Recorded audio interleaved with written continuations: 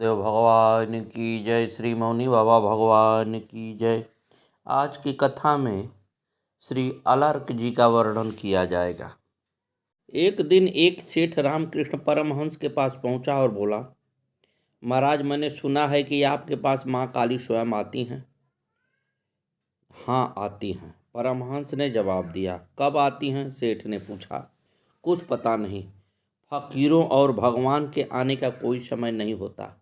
जब उनकी इच्छा होती है आती हैं, परमहंस बोले। सेठ ने कहा, आप मेरा सहयोग करें। अगली बार जब काली माँ आपके पास आए तो उन्हें मेरे घर भेज दीजिएगा। परमहंस मुस्कुराए और बोले, ठीक है, भेज दूंगा। आप अपना पता देते जाओ। उसने एक कागज पर अपना पता लिख कर दिया। उसे देखकर परमहंस ने कहा, यह तो तुम्हारा पता नहीं है। वह आदमी चौंक गया। उसने परेशान होकर कहा, यह तो मेरा ही पता है। इस पर परमहंस ने कहा, यह पता तो तुम्हारे शरीर का है।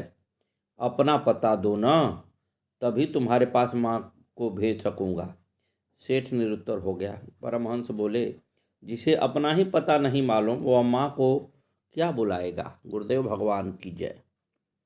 योगेश एक दिन मौनी बाबा भगवान को दर्शन करने को गए। इस दिन गुरुदेव रघुवीर मास्टर जी के छत पर प्रसन्न मुद्रा में कुर्सी पर विराजमान थे। भक्तगण उनके चरणों में बैठे उनकी मुख कमल को निहारते हुए वार्तालाप कर रहे थे। वे ऐसे शोभामान थे जैसे तारों से घिरे हुए पूर्ण चंद्रमा आकाश में सुशोभित होता है। योगेश भी गुरु चरणों में जा बैठे। कई भक्त सभी के लिए चाय ले आए। सबने चाय पिया। गुरुजी ने भी चाय पिया। योगेश ने अपने मन में सोचा कि मेरे लिए तो चाय मना कर दिए हैं और खुद ही चाय पी रहे हैं। तुरंत ही गुरुजी मौनी बाबा की आवाज़ आई, सुना पंडित जी, गुरु की होड़ ना करी, गुरु तो सामर्थ्यवान हैं। और फिर उन्होंने योगेश को गुरु गोरखनाथ जी से जुड़ी एक कथा सुनाई। गुरु गोरखनाथ अपने शिष्य के साथ कहीं जा रहे थे। रास्ते में किसी भक्त ने उन्हें खाने के लिए मछलियाँ दी। गोरखनाथ जी ने कुछ मछलियाँ भोग लगा ली। शिष्यों ने भी गुरु जी को मछली खाते देख तो उन सबने भी मछलियाँ खा ली। आगे चलने पर एक नदी आई। गुरु गोरखनाथ जी ने अपने मुंह से जिंदा मछलियाँ निकालकर नदी में प्रवाहित कर दिया और शिष्यों से कहा कि आप भी मछलियाँ निकालकर नदी में प्रवाहित कर दो। लेकिन शिष्य कहाँ कर पाते ऐसा। वे गुरु का मुख देखने लगे। तब गुरु गोरखनाथ ने कहा, शिष्य से कहा, गुरु सामर्थ्यवान होते हैं, अतः जो गुरु करें वह कभी न करें और जो गुरु कहें वही किया करें। सद्गुरुदेव भगवान की जय। अब श्री अलर्क जी की कथा सुने। महाराज अलर्क महाराज ऋतुध्वज और महारानी मदालसा के 4 पुत्रों में सबसे छोटे थे। इनके अन्य ज्येष्ठ भाइयों के नाम विक्रांत, सुबाहु और शत्रुमर्दन थे। इनकी माता महारानी मदालसा अत्यंत विदुषी और ब्रह्मज्ञानी थीं। उन्होंने अलर्क के ज्येष्ठ भाइयों को बचपन से ही ब्रह्म ज्ञान की शिक्षा दी, जिससे वे लोग ब्रह्मज्ञानी होकर जीवन मुक्त हो गए। राजा के कहने पर उन्होंने अलर्क को ब्रह्म ज्ञान न देकर क्षत्रियोचित कर्तव्य ज्ञान कराया। वे बचपन में ही अलर्क को लोरी के माध्यम से राजा का कर्तव्य बताते हुए कहती, राज्य कुर्वन् सुहृदो नंदयेथाः साधूनं रक्षस्तात यज्ञयजेथां दुष्टान् निघ्नन् वैरीणाश्चाजिमध्ये गोविप्रार्थे वत्स मृत्यु ब्रजेथां। अर्थात हे तात, राज्य करते हुए अपने सुहृदों को प्रसन्न रखना, साधु पुरुषों की रक्षा करते हुए यज्ञों द्वारा भगवान का यजन करना, संग्राम में दुष्ट शत्रुओं का संहार करते हुए गौ और ब्राह्मण की रक्षा के लिए अपने प्राण न्यौछावर कर देना। अलर्क को राजनीति का उपदेश देते हुए वे कहती हैं कि बेटा, राज्याभिषेक होने पर राजा को उचित है कि वह अपने धर्म के अनुकूल चलता हुआ आरंभ से ही प्रजा को प्रसन्न रखे। सातों व्यसनों, कटु वचन बोलना, कठोर दंड देना, धन का अपव्यय करना, मदिरा पीना, स्त्रियों से आसक्ति रखना, शिकार खेलने में व्यर्थ समय लगाना और जुआ खेलने का परित्याग करने, क्योंकि वे राजा का मुलुक छेदन करने वाले हैं। अपनी गुप्त मंत्रणा के बाहर फूटने से उनके द्वारा लाभ उठाकर शत्रु आक्रमण कर देते हैं। अतः ऐसे न होने देकर शत्रुओं से अपनी रक्षा करें। जैसे रथ की गति वक्र होने पर आठों प्रकार से नाश को प्राप्त होता है, उसके ऊपर आठों दिशाओं से प्रहार होने लगता है, उसी प्रकार गुप्त मंत्रणा के बाहर फूटने पर राजा के आठों वर्गों, खेती की उन्नति, व्यापारी की वृद्धि, दुर्ग निर्माण, सेतु निर्माण, जंगल से हाथी पकड़कर मंगवाना, खानों पर अधिकार प्राप्त करना, अधीन राजाओं से कर लेना और निर्जन प्रदेश को आबाद करने का निश्चय ही नाश होता है। इसी प्रकार के अनेक राजोचित उपदेश माता मदालसा ने अलर्क को दिए। वर्ण धर्म का ज्ञान कराते हुए वे कहती हैं, वत्स, दान, अध्ययन और यज्ञ ये 3 क्षत्रिय के धर्म हैं। पृथ्वी की रक्षा तथा शस्त्र ग्रहण करके जीवन निर्वहन करना यह उसकी जीविका है। गृहस्थ पुरुष के करने योग्य कार्यों का उपदेश करती हुई वे कहती हैं, गृहस्थ पुरुष प्रतिदिन पितरों के उद्देश्य से अन्न और जल के द्वारा श्राद्ध करे और अनेक का एक ब्राह्मण को भोजन कराए। अन्न से अग्रासन निकालकर ब्राह्मण को दे।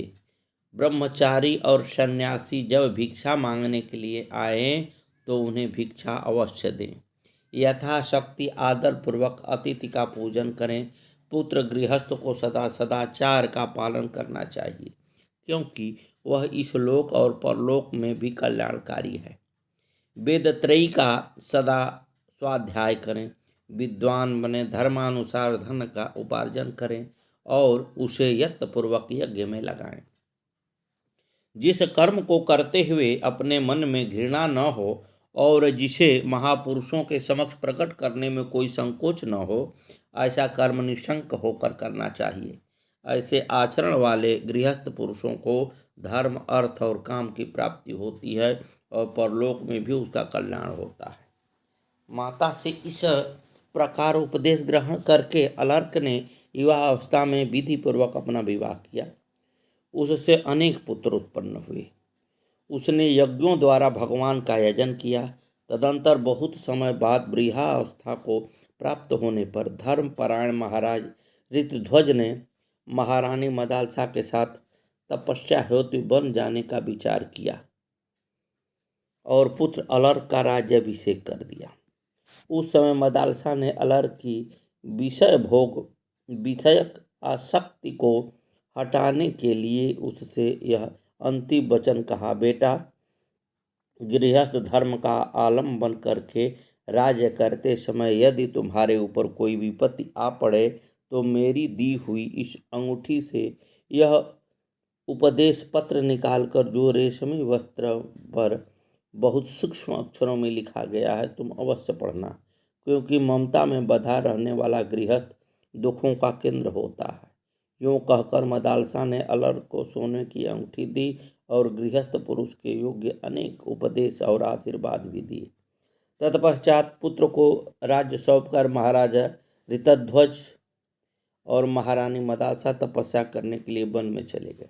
अलर्क यद्यपि धर्मात्मा राजा थे और वे अपनी प्रजा का न्यायपूर्वक पुत्र की ही भांति पालन करते थे, परंतु मन को प्रिय लगने वाले विषयों का भोग करते हुए उन्हें कभी भी उनकी ओर से वैराग्य नहीं हुआ। उनकी ओर से उन्हें अतृप्ति बनी रही। उनके इस प्रकार भोग के आसक्त, प्रमादी और अजितेंद्रिय होने का समाचार उनके भाई सुबाहु ने भी सुना, जो वन में निवास करते थे। अलर्क को किसी तरह ज्ञान प्राप्त हो, इस अभिलाषा से उन्होंने काशीराज की सहायता से अलर्क पर आक्रमण करने की तैयारी की और दूत भेजकर कहलाया कि अपने बड़े भाई सुबाहु को राज्य दे दो। अलर्क ने उन्हें दिया। अलर्क ने उत्तर दिया, मेरे बड़े भाई मेरे ही पास आकर मुझसे प्रेम पूर्वक राज्य मांग लें, मैं किसी के आक्रमण के भय से थोड़ी सी भी भूमि नहीं दूंगा। अलर्क का इस प्रकार उत्तर सुनकर काशीराज ने अपनी समस्त सेना के साथ अलर्क के राज पर चढ़ाई कर दी। उन्होंने अलर्क के सीमावर्ती नरेशों को अपने अधीन कर लिया। इतना ही नहीं, अलर्क के दुर्ग रक्षकों को भी साम दान दंड भेद से अपने वशवर्ती बना लिया। इस प्रकार शत्रु सेना से घिरे अलर्क का सैन्य बल और कोष क्रमशः क्षीण होता जा रहा था। इससे उनका चित्त व्याकुल हो उठा।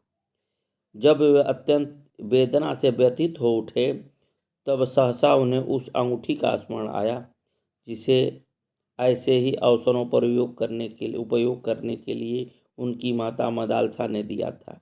उन्होंने यह उपदेश पत्र निकाल कर पढ़ा, जिसमें लिखा था, संग सर्वात्मनं त्याज्यः सह चेत त्यक्तुं न शक्यते स सिद्धं सह कर्तव्यः सतां संगो हि भुयखजं कामं सर्वात्मनां हेयो ह्यान्तु त्यक्षते न सह मुमुक्षां प्रति तत्कार्यं शैव तपस्यापि भेखजम। अर्थात संग आसक्ति का सब प्रकार से त्याग करना चाहिए, किंतु यदि उसका त्याग न किया जा सके तो सत्पुरुषों का संग करना चाहिए, क्योंकि सत्पुरुषों का संग ही उसकी औषधि है। कामना को सर्वथा छोड़ देना चाहिए, परंतु यदि वह छोड़ी न जा सके तो मुमुक्षा मुक्ति के प्रति इच्छा की कामना करनी चाहिए, क्योंकि मुमुक्षा ही उस कामना को मिटाने की दवा है। इस उपदेश को अनेक बार पढ़कर अलर्क ने सोचा, मनुष्य का कल्याण कैसे होगा। मुक्ति की इच्छा जागृत करने पर मैं मुक्ति की इच्छा जागृत होगी सत्संग से। ऐसा निश्चय करके सत्संग के लिए वे महात्मा दत्तात्रेय जी की शरण में गए। उनके चरणों में प्रणाम करके राजा ने उनका पूजन किया और कहा, ब्राह्मण, आप शरणार्थियों की शरण देने वाले हैं, मुझ पर कृपा कीजिए। मैं भोगों में अत्यंत आसक्त और दुख से आतुर हूँ, आप मेरा दुख दूर कीजिए। दत्तात्रेय जी बोले, राजन, मैं भी तुम्हारा दुख दूर करता हूँ। सच सच बताओ, तुम्हें किस लिए दुख हुआ है। अलर्क ने, भगवान, इस शरीर के बड़े भाई यदि राज्य लेने की इच्छा करते हैं तो यह शरीर तो 5 भूतों का समुदाय मात्र है। गुण की ही गुणों से प्रवृत्ति हो रही है, अतः मेरा उसमें क्या है। शरीर में रहकर भी वे और मैं दोनों ही शरीर से भिन्न हैं। यह हाथ आदि कोई भी अंग जिसका नहीं है, मांस हड्डी और नाड़ियों के विभाग से भी जिसका कोई सम्यक नहीं है, उस पुरुष का इस राज्य, हाथी, घोड़े, रथ और कोष आदि से किंचित भी क्या संबंध है। इसलिए न तो मेरा कोई शत्रु है, न मुझे दुख या सुख होता है, और न नगर तथा कोष से ही कोई संबंध है। यह हाथी घोड़े आदि की सेना न सुबाहु की है, न दूसरे किसी की है, और न मेरी है। जैसे कलसी, घट और कमंडलों में एक ही आकाश है तो भी पात्र भेदन से अनेक सा दिखाई देता है, उसी प्रकार सुबाहु, काशीराज और मैं भिन्न भिन्न शरीर में रहकर भी एक ही हैं। शरीर के भेद से ही भेद की प्रतीति होती है। पुरुष की बुद्धि जिस जिस वस्तु में आसक्त होती है, वहाँ वहाँ से वह दुख ही ला कर देती है। मैं तो प्रकृति से परे हूँ, अतः न दुखी हूँ न सुखी। प्राणियों का भूतों के द्वारा जो पराभव होता है वह दुखमय है। तात्पर्य यह कि जो भौतिक भोगों में ममता के कारण आसक्त है, वही सुख दुख का अनुभव करता है। अलर्क की बात सुनकर दत्तात्रेय जी ने कहा, नरश्रेष्ठ, वास्तव में ऐसी ही बात है। तुमने जो कुछ कहा है ठीक है। ममता ही दुख का और ममता का अभाव ही सुख का कारण है। मेरे प्रश्न करने मात्र से तुम्हें यह उत्तम ज्ञान प्राप्त हो गया, जिसने ममता की प्रतीति को सेमर की रुई की भांति उड़ा दिया। इसके बाद अत्रि नंदन भगवान दत्तात्रेय ने अलर्क को योगचर्या, योग के विघ्न तथा उनसे बचने के उपाय, 7 धारणा, 8 ऐश्वर्य, योगी की भुक्ति, प्रणव की महिमा, योग साधना में आने वाले अरिष्ट तथा उनसे सावधानी आदि विविध विषयों का उपदेश किया। तदंतर राजा अलर्क ने अत्रि नंदन दत्तात्रेय जी के चरणों में प्रणाम करके अत्यंत प्रसन्नता के साथ विनीत भाव से कहा, ब्राह्मण, सौभाग्यवश आपके संग से मुझे ज्ञान प्राप्त हुआ और सौभाग्य से ही आपने मुझ पर कृपा की। भगवान, भाई सुबाहु तथा काशीराज दोनों ही मेरे उपकारी हैं, जिनके कारण मुझे आपके समीप आने का सौभाग्य प्राप्त हुआ। आपके प्रसाद रूपी अग्नि से मेरा अज्ञान और पाप जल गया। अब मैं ऐसा यत्न करूंगा जिससे फिर इस प्रकार के दुख का भागी न बनूं। आप मेरे ज्ञानदाता परमात्मा हैं, तय आपसे आज्ञा लेकर मैं गृहस्थ आश्रम का परित्याग करूंगा, जो विपत्ति रूपी वृक्षों का वन है। इसके बाद राजा अलर्क उन्हें प्रणाम करके उस स्थान पर आए जहाँ काशीराज और सुबाहु बैठे थे। उन लोगों के निकट पहुंचकर अलर्क ने हंसते हुए कहा, राज्य की इच्छा रखने वाले काशीराज, अब आप इस राज्य को भोगो, अथवा आपकी इच्छा हो तो भाई सुबाहु को दे दे। अलर्क की यह बात सुनकर काशीराज ने कहा, अलर्क, तुम क्षत्रिय धर्म के ज्ञाता हो, फिर बिना युद्ध किए राज्य क्यों छोड़ रहे हो? अलर्क ने कहा, नरेश्वर, तुम्हारे भय से अत्यंत दुख पाकर मैंने योगीश्वर दत्तात्रेय जी की शरण ली और उनकी कृपा से अब मुझे ज्ञान प्राप्त हो गया है। समस्त इंद्रियों को जीत कर तथा सब ओर से आसक्ति हटाकर मन को ब्रह्म में लगाना और इस प्रकार मन को जीतना ही सबसे बड़ी विजय। अतः अब मैं तुम्हारा शत्रु नहीं हूँ, तुम भी मेरे शत्रु नहीं हो, तथा ये सुबाहु भी मेरे अपकारी नहीं है। मैंने इन सब बातों को अच्छी तरह समझ लिया है।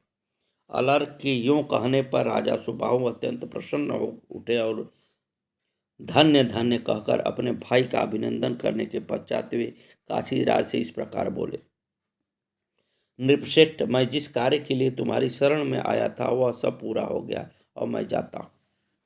काशीराज ने आश्चर्यचकित होते हुए कहा, सुबाहो, तुम किस लिए आए थे? तुम्हारा कौन सा कार्य सिद्ध हो गया?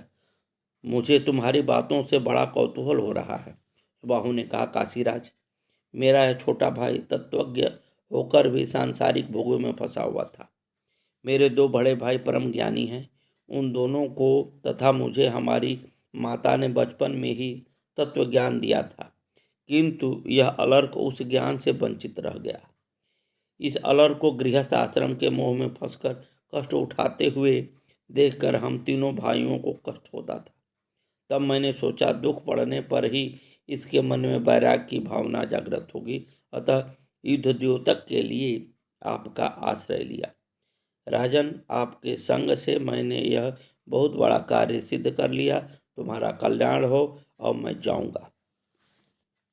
काशी नरेश से यूं कहकर परम बुद्धिमान सुबाहु चले गए। काशीराज ने भी अलर्क का सत्कार करके अपने नगर की राह पकड़ ली। अलर्क ने अपने श्रेष्ठ ज्येष्ठ पुत्र का राज्याभिषेक कर दिया और स्वयं सब प्रकार की आसक्तियों का त्याग करके आत्मसिद्धि के लिए वन में चले गए। वहाँ बहुत समय तक वे निद्वंद एक एवं परिग्रह शून्य होकर रहे और अनुपम योग संपत्ति को पाकर परम निर्वाण पद को प्राप्त हुए। महाराज अलर्क से संबंधित कथा का सार श्री प्रियदास जी ने निम्न कवित्व में इस प्रकार निरूपित किया है। अलर्क कीरति में राछो नित सांचो हिये किए उपदेश हो न छूटे विषय वासना। माता मदालसा की बड़ी यह प्रतिज्ञा सुने आवा जो उदर माज फेरी गर्भ आसना। पति को निहारो ताते रहो छोटो कोरो ताको लय गए निकासी मिली काशी नृप शासना। मुदिका उधारी और निहारी दत्तात्रेय जी को भय भव पार करी प्रभु की उपासना। सद्गुरुदेव भगवान की जय। भक्त भगवान की अपार माया से तर गए, उसके जाल में नहीं फंसे, उनके श्री चरणों में बहुत सी रज सादर मेरे सिर पर है और सदा रहे। रिभु जी, इक्ष्वाकु जी, एलन जी, गाधी जी, रघु जी, रय जी, गय जी, सतधन्वा जी, अमूर्त जी, रंतिदेव जी, उत्तक जी, भूरिश्रवा जी, देवल जी, वैवस्वामनु जी, नहुख जी, ययाति जी, दिलीप जी, पुरु जी, यदु जी, गुहू जी, मांधाता जी, पिपलाद जी, निमि जी, भरद्वाज जी,